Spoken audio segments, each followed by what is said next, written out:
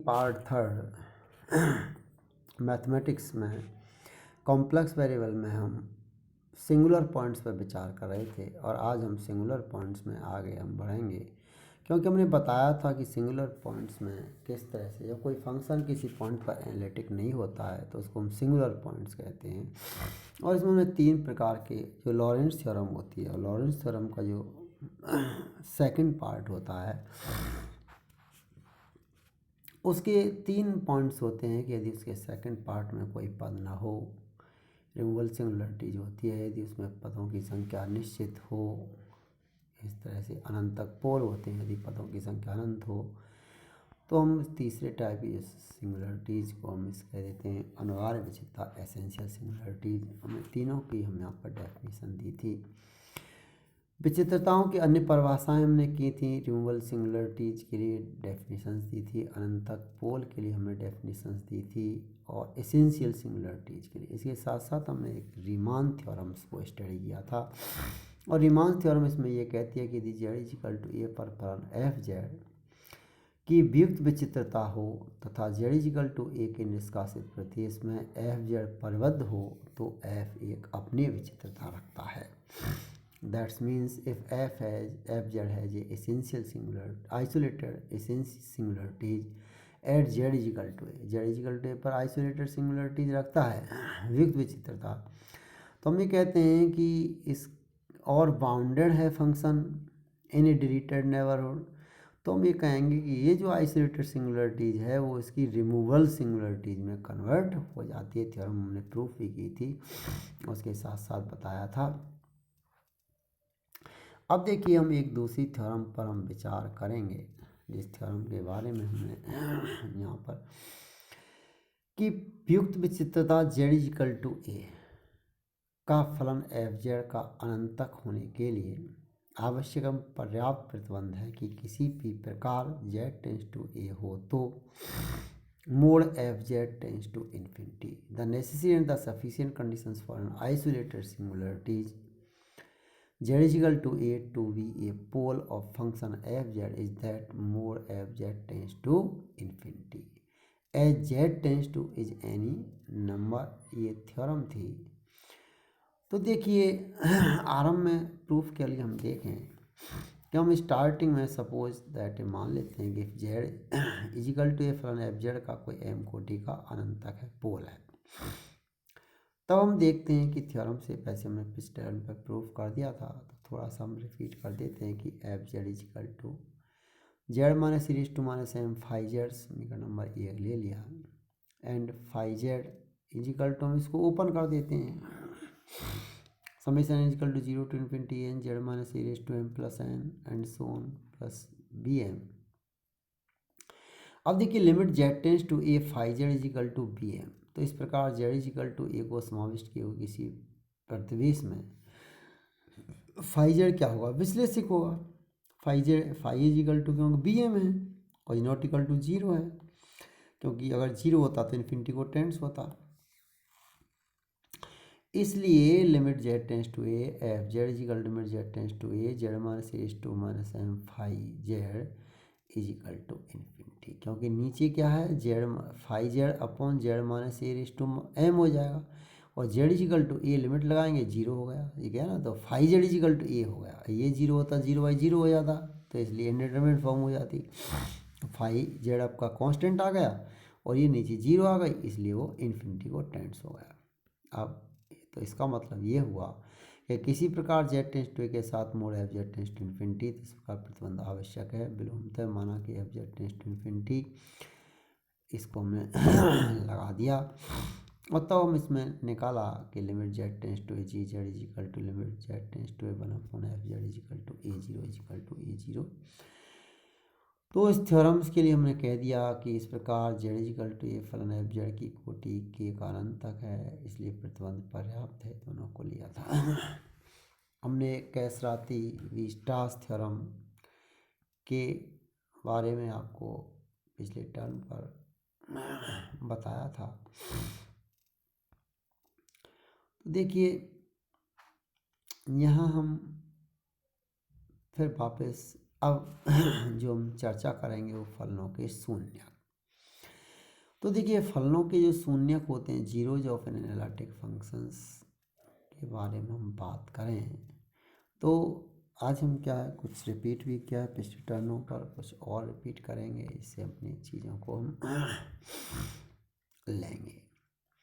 तो पिछले हमने फलनों के शून्य के बारे में बात की थी, तो हम फलनों के शून्य के विचित्र बिंदुओं से संबंधित अब कुछ महत्वपूर्ण प्रमेयों पर विचार करना चाहेंगे, क्योंकि फलनों के जो शून्यक हैं उनमें आप ये देखते हैं कि फलनों के जीरोज ऑफ एनालिटिक फंक्शन में यदि z के किसी मान के लिए विशेष फलन f(z) का मान शून्य हो जाता है तो फलन f(z) का शून्यक कहलाता है, शून्य कहलाता है।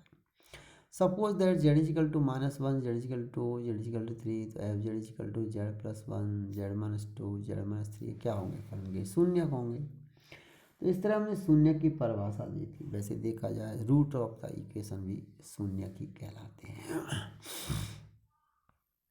तो देखिए यहाँ शून्य की जो परिभाषा हमने की थी, अब हम इसके लिए कुछ इसकी थ्योरम्स पर हम डिस्कस करेंगे आज। तो देखिए शून्यक पर एक थ्योरम है कि फलन के शून्यक व्युक्त बिंदु हैं। क्या है, फलन के शून्यक व्यक्त बिंदु है, zeros of the function are isolated points.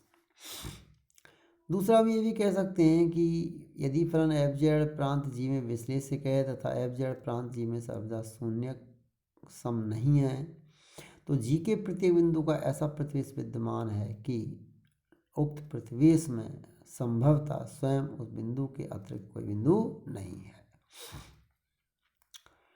माना कि z इजिकल टू a पर कोटि m का शून्यक है, तो हम लिख सकते हैं कि f(z) is equal to z-a⁻m gz। यहाँ ga हमने a पॉइंट रखा, g इजिकल टू am आ जाएगा, इज नॉट इक्वल टू 0।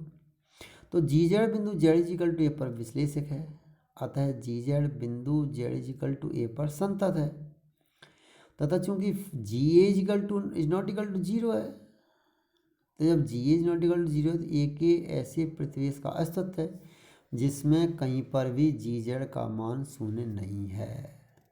तथापि z is not equal to a के लिए z-a⁻m is not equal to 0, क्योंकि जब z a के बराबर ही नहीं है तो नॉट इक्वल टू 0 ही आएगा ये।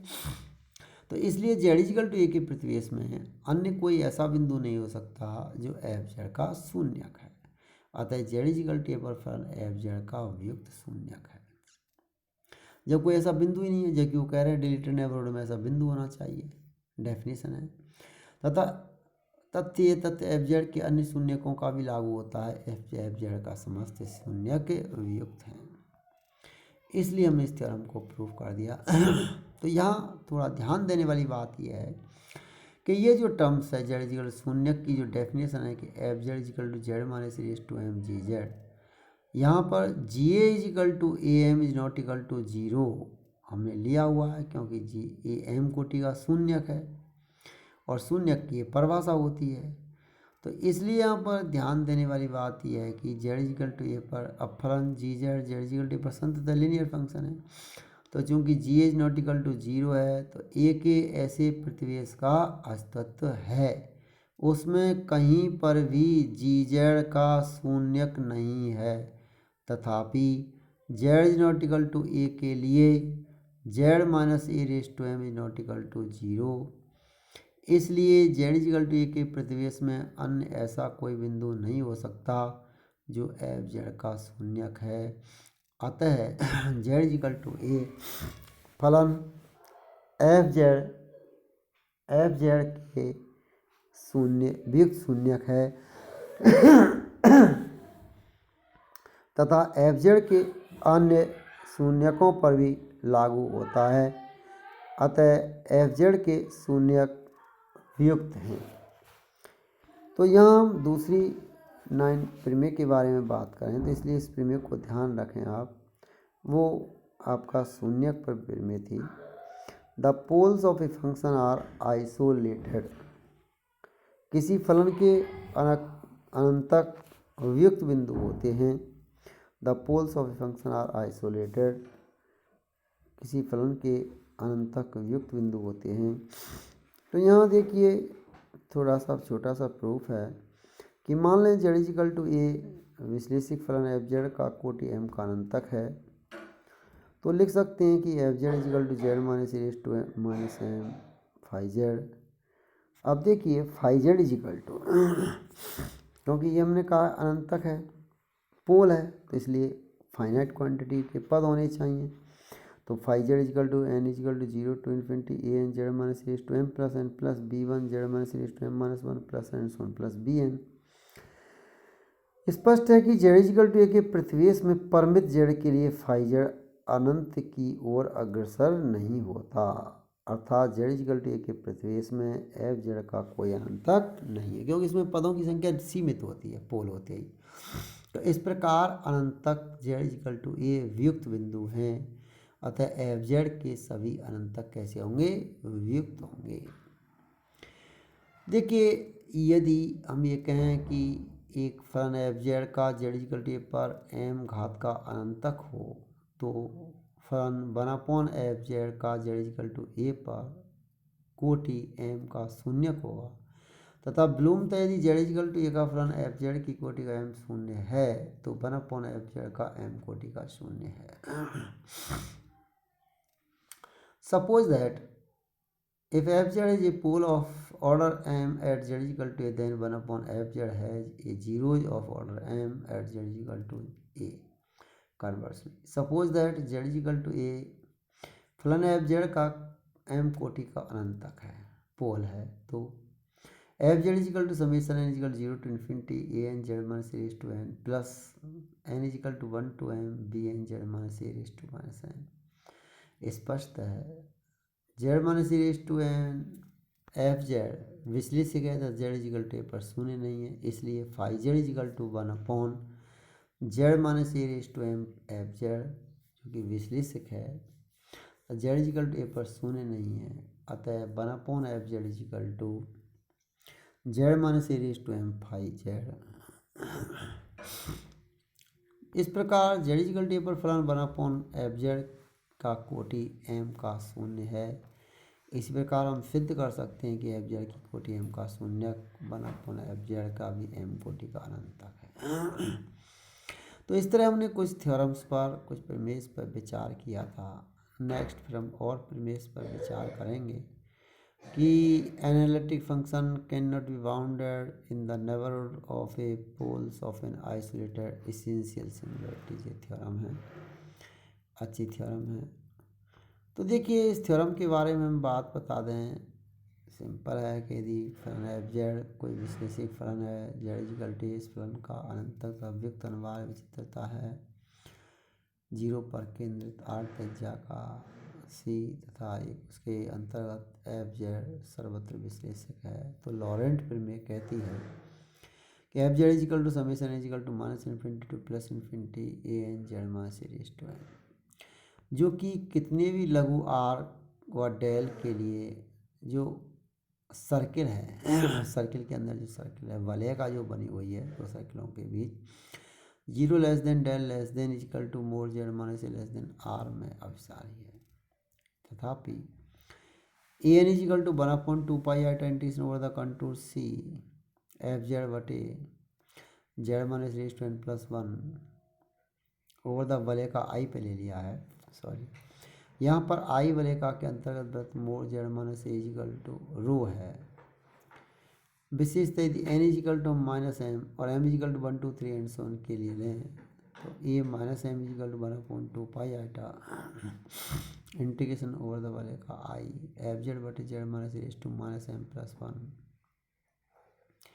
यदि ये मान लें कि ए के प्रतिवेश में एफ जेड परिबद्ध है, तो mod F Z less equal to capital M या एम अचर धनराशि है, तब mod A minus M less than equal to capital M rho raise to M. चूँकि रो को स्वैच्छिक रूप में सूक्ष्म किया जा सकता है, कोई प्रॉब्लम नहीं। एम इजिकल 1 2 3 के लिए ए minus m equal to 0,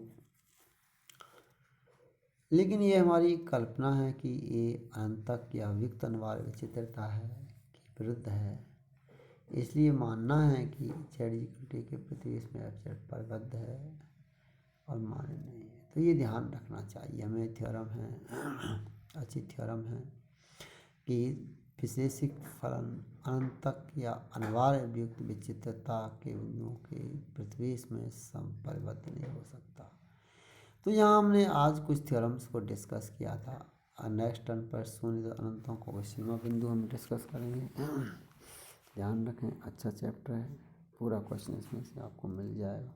definitions पूछी जा सकती हैं। इसे limited points of the zeros को डिस्कस करेंगे। अच्छा लगा सब्सक्राइब कीजिए।